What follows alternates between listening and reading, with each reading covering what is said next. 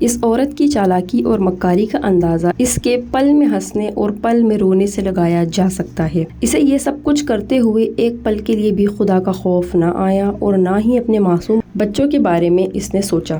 پہلے تو یہ خوب بہانے کرتی رہی اور خود کو بے گناہ ثابت کرنے کی کوشش کرتی رہی، لیکن وہ اپنے جھوٹ اور گناہ کو چھپا نہ پائی اور آخرکار اس نے اپنے جرم کو قبول کر لیا اور رو دھو کر معافیاں مانگتی رہی۔ یہ کیا بات ہوئی کہ آپ نے پہلے تو ایک نامحرم کے ساتھ ناجائز تعلقات رکھے اور 6 ماہ تک موبائل فون کے ذریعے سے اسے اپنی طرف مائل کرتی رہی۔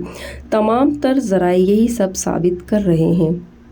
مقتول ڈیلیوری بوائے رئیس کے موبائل سے برآمد ہونے والی ویڈیو کال کا اسکرین شاٹ اور اس کے علاوہ بھی کچھ تصاویر سامنے آئی ہیں، جس میں سے ایک تصویر واش روم میں بھی لی گئی تھی۔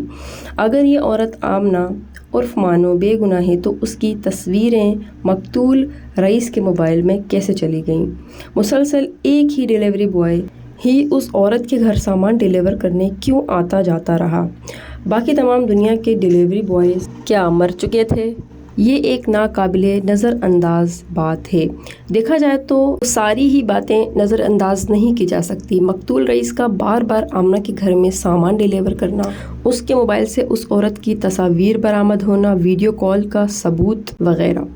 بہرحال مقتول آمنہ نے یہ سب کچھ خود قبول کر لیا ہے اور اپنی ماں اور رئیس کے ماں باپ سے گڑ گڑا کر معافیاں بھی مانگتی رہی۔ کہتی ہے کہ ماما مجھ سے غلطی ہو گئی، مجھے معاف کر دیں، اور کہتی ہے کہ رئیس کے ماں باپ بھی مجھے معاف کر دیں۔ لیکن دوسری طرف رئیس کے گھر والے اس مکار عورت کی معافی ہرگز قبول نہیں کرنا چاہتے۔ مقتول رئیس کے گھر والوں کا کہنا ہے کہ جس طرح ہمارے بیٹے کو اذیت دے کر مارا گیا اور پھر جلا دیا گیا، ٹھیک یہی سلوک آمنہ کے ساتھ بھی کیا جائے۔ آپ سب کو بتاتی چلوں کہ 6 ماہ سے ڈیلیوری بوائے رئیس اور مقتول آمنہ کے تعلقات تھے۔ اس بات کا ثبوت رئیس کے موبائل میں کالز اور میسیجز کے طور پر موجود ہے۔ آمنہ کی کچھ تصاویر بھی اس کے موبائل فون میں تھیں۔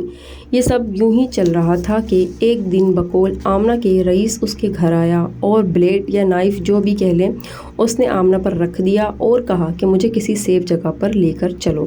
تو محترمہ آمنہ صاحبہ اسے اپنے بیڈ روم میں لے گئیں اور یہ اس نے اتنی چالاکی سے کیا کہ اس کے گھر میں موجود افراد کو اس کی خبر بھی نہ ہوئی۔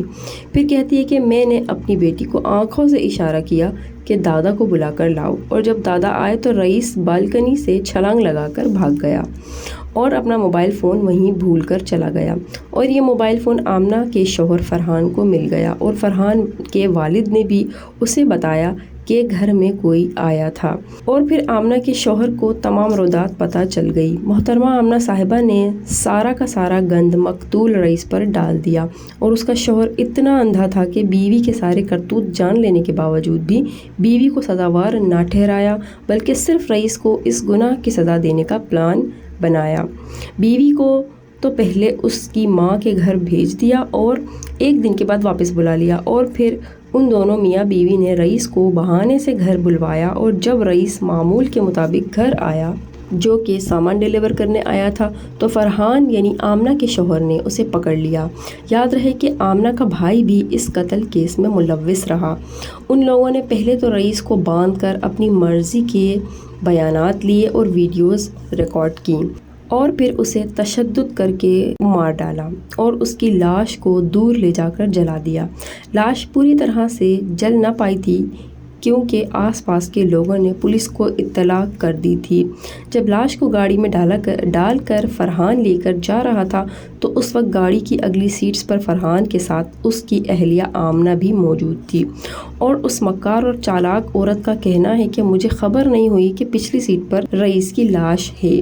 ایسا کیسے ہو سکتا ہے کہ آپ کو گاڑی کی پچھلی سیٹ کا ہی نہ پتہ چلے کہ اس پر کوئی موجود ہے یا نہیں؟ ویسے اس عورت کی چالاکی اور مکاری کا اپنا ہی لیول ہے۔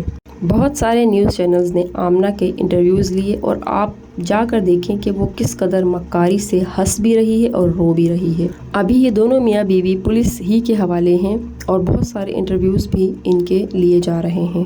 اب آگے کیا فیصلہ ہونے والا ہے یہ تو اللہ بہتر جانتا ہے۔ بس اللہ پاک ہم سب کا حامی و ناصر ہو، اور جو اس دنیا سے چلا گیا ہے اسے اللہ پاک اس کی مغفرت فرمائے، آمین۔ ملوں گی آپ سے انشاءاللہ بہت جلد، دعا میں یاد رکھیے گا۔ اللہ نگہبان۔